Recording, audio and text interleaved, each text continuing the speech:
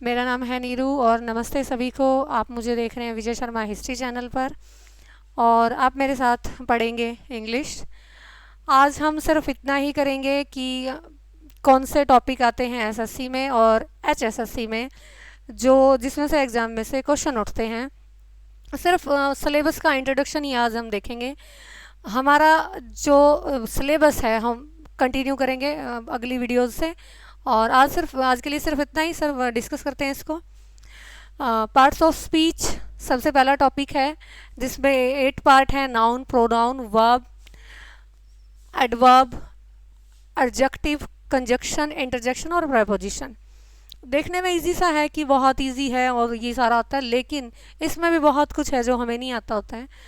और जो सबसे इजी टॉपिक हमें लगता है नाउन, जिसको हम शुरू से ही सीखते आ रहे हैं, इसमें भी बहुत कुछ है जहाँ से जो क्वेश्चन उठता है और हमें उसका पता नहीं होता है। इसमें से सिंपली आपसे कोई क्वेश्चन नहीं पूछेगा कि पार्ट कौन कौन से हैं और इसके टाइप कौन कौन से हैं, कॉमन कौन सा है, प्रॉपर कौन सा है, ये कोई नहीं पूछेगा आपसे। आपसे इसमें से क्वेश्चन उठेंगे जैसे बहुत सारे नाउन ऐसे होते हैं जो सिंगुलर की तरह दिखते हैं, बट प्लूरल उसके साथ सेंस यूज़ होती है, प्लूरल फॉर्म यूज़ होती है उसके साथ। और बहुत सारे ऐसे नाउन होते हैं जो मतलब होते दिखने में प्लूरल हैं, सिंगुलर यूज़ करते हैं, सिंगुलर दिखने में होते हैं, प्लूरल यूज़ करते हैं। यही मतलब कन्फ्यूज़न हम इसमें दूर करेंगे। जैसे सीजर्स है और न्यूज़ है और कैटल है, पुलिस है, ये मतलब मिक्स है। इसमें से कई सिंगुलर फॉर्म लेते हैं और कई लेते हैं प्लूरल फॉर्म अपने साथ। उसके बाद का टॉपिक है हमारा प्रोनाउन। वैसे तो आपको पता है कि नाउन के प्लेस पे जब हम वर्ड यूज़ करते हैं रिपीटिशन से बचने के लिए, तो उसको प्रोनाउन बोला जाता है। इसके जैसे ही, शी, इट और आई, वी, ये सिंपल चीज़ है, लेकिन जब हम इसको ऑब्जेक्ट के तौर पर यूज़ करते हैं तो किसको किस में कन्वर्ट करना है वो चीज़ हम जनरली मिस कर देते हैं, उसकी तरफ ध्यान नहीं देते हैं। ये चीज़ इसमें यहाँ से ये चीज़ सीखेंगे। और उसके बाद है वर्ब। वर्ब का टॉपिक बहुत ही इम्पोर्टेंट टॉपिक है और इतना इम्पोर्टेंट है कि यहाँ से हमेशा क्वेश्चन उठता ही उठता है, चाहे एरर के लिए उठे या फिर सीधा क्वेश्चन उठे, जो कि टेंस, जिसमें का टेंस काउंट करते हैं हम। और इसकी भी कई टाइप हैं, जैसे मॉडल एक्सिलरीज हैं और आपकी जो इज़ेमार है जिसको हेल्पिंग वर्ब बोलते हैं, और जो आपकी एक्शन वर्ब हैं, और इनके भी टाइप हैं, जैसे ट्रांजिटिव है, इंट्रांजिटिव है। किसको कहाँ यूज़ करते हैं, क्या क्या मतलब इसमें कंडीशन होती है, जिस कंडीशन में आपसे क्वेश्चन उठ सकता है, डीपली पढ़ेंगे इस बारे में। उसके बाद है एडवर्ब। जैसे एक वर्ड है वेरी फास्ट, वेरी फास्ट। जो फास्ट है वो क्या है, वो एडजेक्टिव है, वो क्या है, एडजेक्टिव है। बट वेरी क्या है, एडवर्ब है। और कई तरह की कंडीशन में लगती है, जैसे एडवर्ब वर्ब के पहले भी लग सकती है, एडजेक्टिव के पहले भी लग सकती है, और खुद एडवर्ब के साथ भी लग सकती है। तो कई तरह से, जैसे ये यहाँ पे किसके साथ लगी है, एडजेक्टिव के साथ। तो इस तरह से हम इसको भी डीपली पढ़ेंगे कि मतलब किन किन सेंस में इसमें से भी एरर में से क्वेश्चन उठ सकता है। और उसके बाद है आपका एडजेक्टिव, जिसको जो किसी भी चीज़ के मतलब नाउन या प्रोनाउन की विशेषता ही बताते हैं हमेशा, और इसकी भी अलग अलग टाइप्स हैं, सारी डिस्कस करेंगे।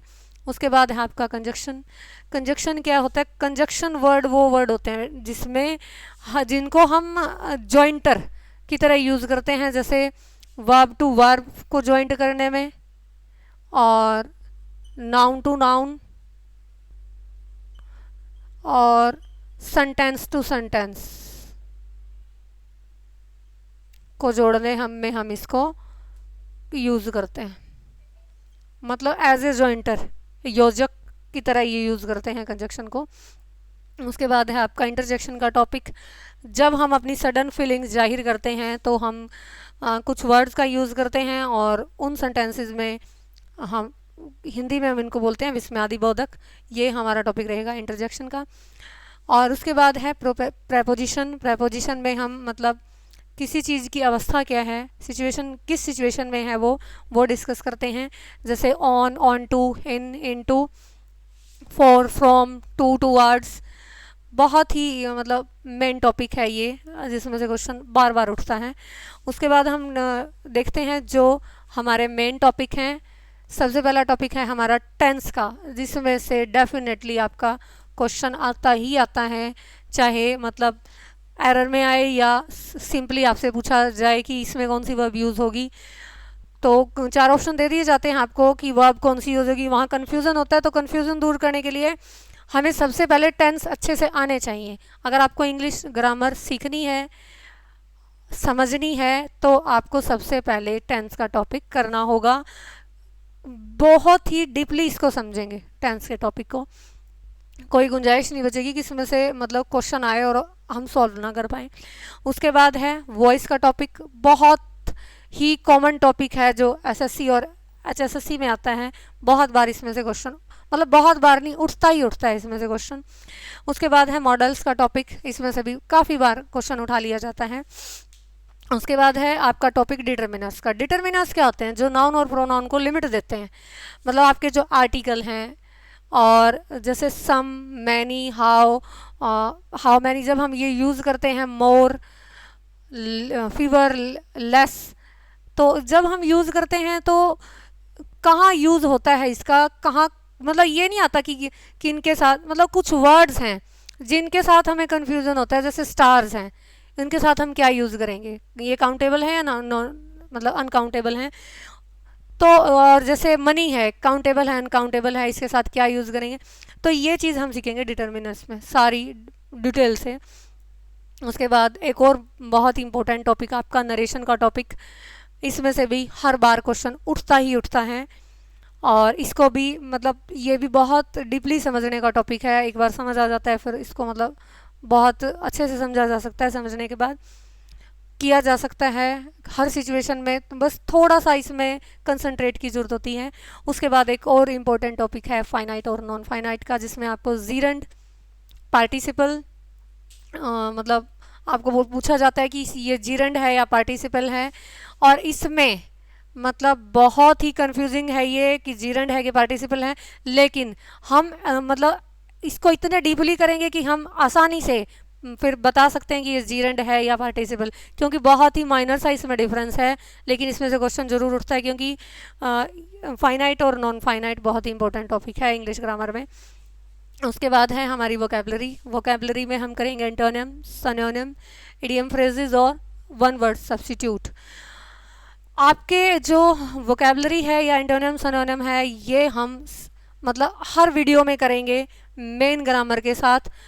जैसे डेली कुछ एंटोनिम करेंगे या कुछ सिनोनिम, मतलब डेली ही रखेंगे इनको साथ में, इनको अलग से नहीं करेंगे, डेली की डेली हम इसको साथ साथ कवर करेंगे।